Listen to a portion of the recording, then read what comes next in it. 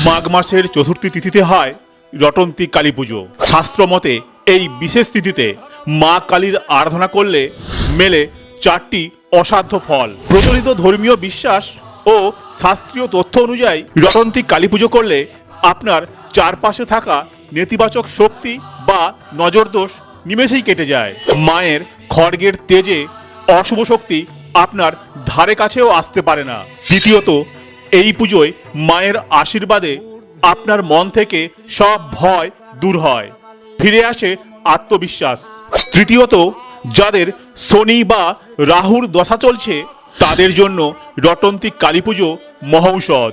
গ্রহের অশুভ প্রভাব কাটিয়ে জীবনে সৌভাগ্য ফিরিয়ে আনেন রটন্তী কালী। সবশেষে ভক্তি ভরে প্রার্থনা করলে পূর্ণ হয় দীর্ঘদিনের অপূর্ণ ইচ্ছা, এমনকি মেলে আধ্যাত্মিক মুক্তি।